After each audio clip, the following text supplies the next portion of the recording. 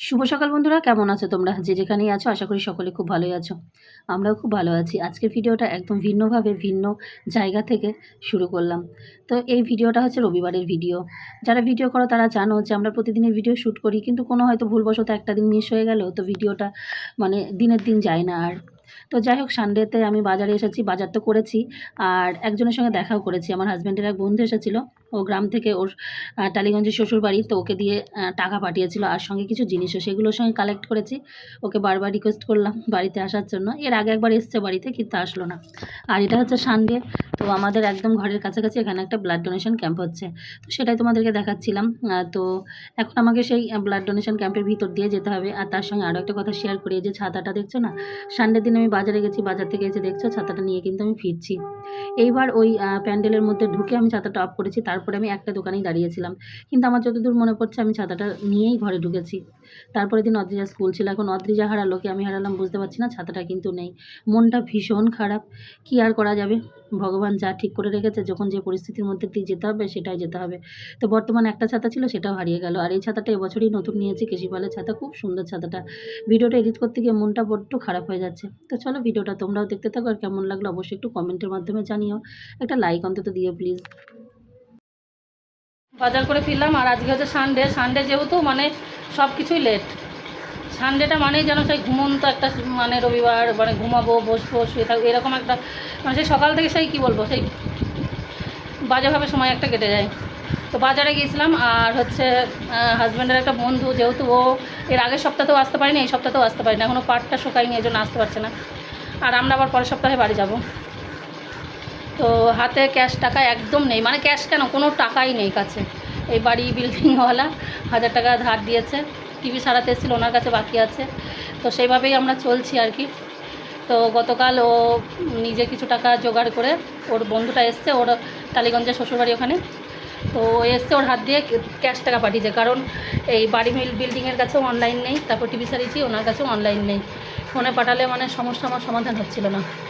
তো ওর হাত দিয়ে, ওর বন্ধুটার হাত দিয়ে ওই ক্যাশ টাকা আর হচ্ছে কিছুটা পটল, এই যে কী আছে আমি খুলে দেখি, তো পাঠিয়েছে। এবার ও এসছে দিতে, আমি বলছি ও আগে একদিন এসছে আমাদের ঘরে, তো ওকে বারবার বলছি যে এত কাছে এসছো, বলছে না বৌদি কাজ আছে, আমি আবার বড় বাজার যাবো, তাহলে এইদিকে ট্রেন ধরে আবার বাগবাজার থেকে ট্রেন ধরে আমি চলে যাবো। তো আমি অনেকবার রিকোয়েস্ট করলাম, আসলো না। আবার বললাম যে তাহলে দোকানেই চা খাও, এতটা কাছে এসছে, একটু চাও খাওয়াতে পারছি না। আর আখের রস অফার করলাম, ও কোনো কিছু বললাম, আমি খাওয়া দাওয়া করে বাড়িতে কিছুই খাবো না, আমি এখন বেরিয়ে যাবো। পাঠিয়েছে এই যে কচুটা, আমি নিতাম কচুটা 1 কিলো নিতাম, কিন্তু কচু কোথাও ভালো পেলাম না। এই একজনের কাছে 10 টাকা নিয়েছি, ওনার কাছেও বেশি ছিল না, এখন সিদ্ধ হবে না হবে বুঝতে পারলাম না। ওনার কাছে মনে হয় কুড়িয়ে হয়তো 1 কেজি হতো, তো বুঝতে পারলাম না, বেশি থাকলে একটা আইডিয়া করা যায়। তো এই জন্য 10 টাকা নিয়েছে 250 গ্রাম। আর এই যে এইগুলোকে আমরা বলি ধুঁতুল, ওখানে নেনো না কি বলছিল, নেনো।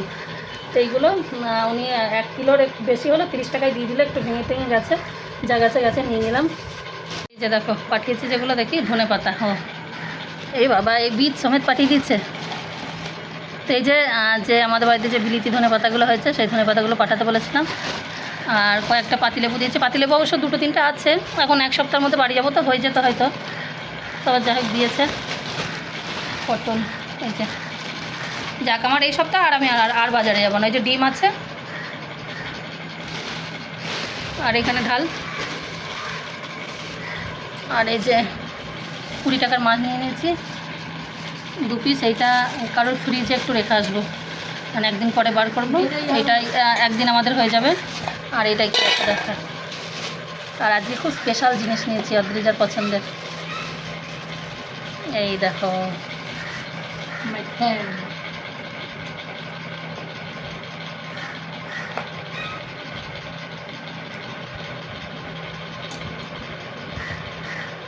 আমি বললাম যে সলিড দিতে, দিয়ে বললো পিস করে এই কার্ডগুলো দিয়েছে না। এখানে 200-250 টাকার মাংস আছে, আর 100 চর্বি নিয়েছি, 30 টাকা নিয়েছে। কত বড় এই শ্যামবাজারে গেলে 20 টাকা করে নেয়, এখন হয়তো দাম বেড়েছে বলে 25 টাকা নেবে, 20-25 টাকা করে নেয়। এই চর্বিটা কত? এখানে টোটাল 280 টাকা। 280 টাকায় চিকেন খেলে 1 কিলো হতো, এখানে 270 টাকা, চিকেন 1 কিলো হতো। এইটা ধুয়ে আন্টিতে ফ্রিজে রেখে আসি,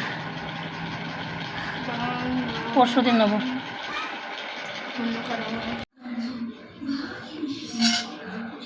তো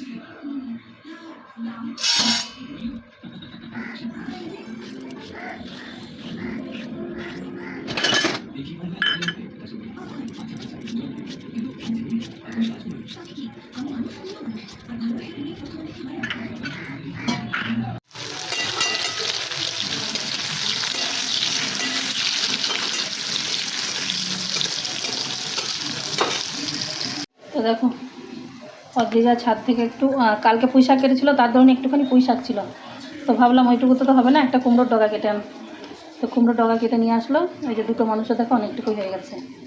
এইরকম একটুখানি লাগানো আছে বলে মাঝের মধ্যে একটু একটু কিন্তু শাক আমরা, এমনি তো গ্রাম থেকে আমরা শাক প্রচুর খাই, ও নিয়ে আসে, কিন্তু এই যে এই 2 সপ্তাহ আসতে পারছে না, তার মধ্যে এই যে শাক পাতা একটু খাচ্ছি, কালকেও খেয়েছি আজকেও খাচ্ছি।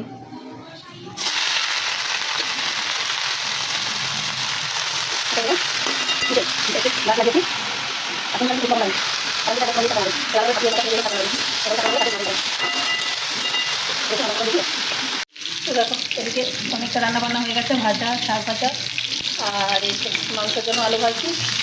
মাংস অল্প হলে কী হবে, আলুটা একটু বেশিই লাগবে।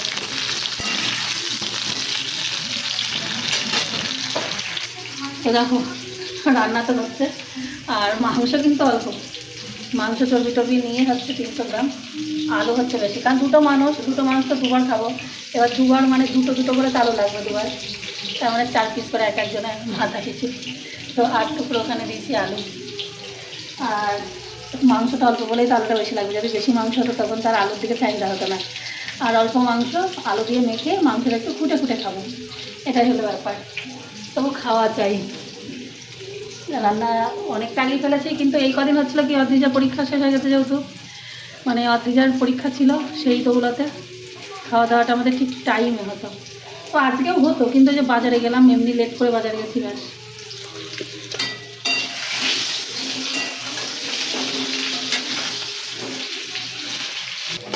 আর আজকে একটু মটনটা অন্যরকম করছি, কীভাবে কীরকমভাবে জানি না, যে প্রেশার কুকারে সিটি দিয়ে নিয়েছি, আগে সিদ্ধ করে নিয়েছি, এরপরে কষাবো।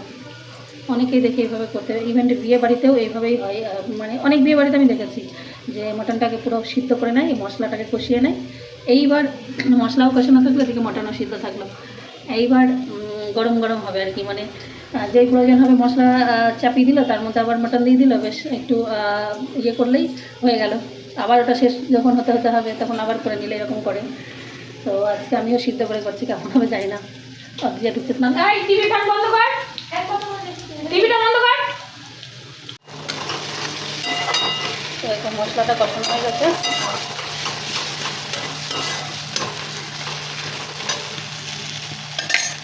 এখন যে সিদ্ধ করে নিয়েছিলাম মটন, দেখো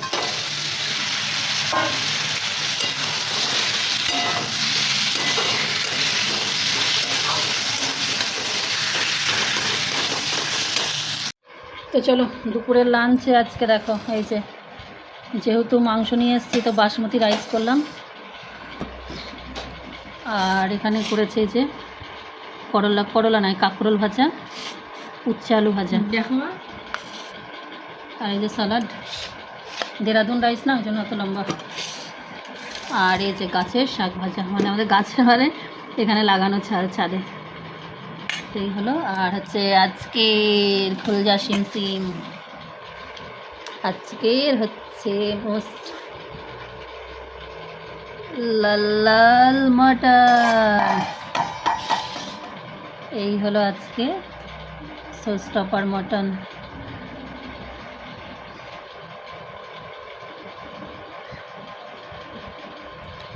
ও একদম গরম গরম বাসমতি চালের ভাত, আর সেই সঙ্গে এই যে এইরকম মটন, আর এই যে ধামসা আলু দিয়েছে আজকে, একবারে কি বলে চন্দ্রমুখী আলু, একদম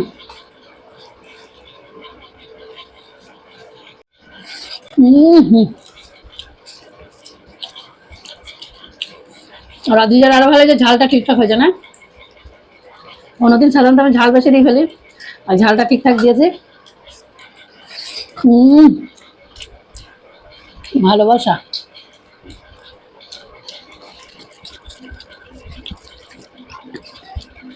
দারুণ তৃপ্তি।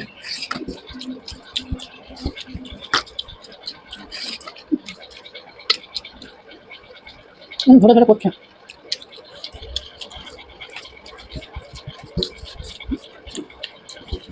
মন ভরে খেলাম।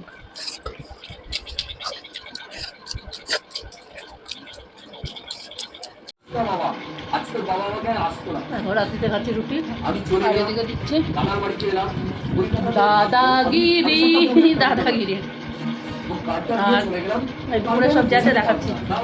অদ্রিজা খেতে বসেছে, অদ্রিজা আবার ভাত আর রুটি, একটুখানি ভাত আছে ওই জন্য রুটি দিয়েছে, অর্ধেকটা রুটি খেয়েছে।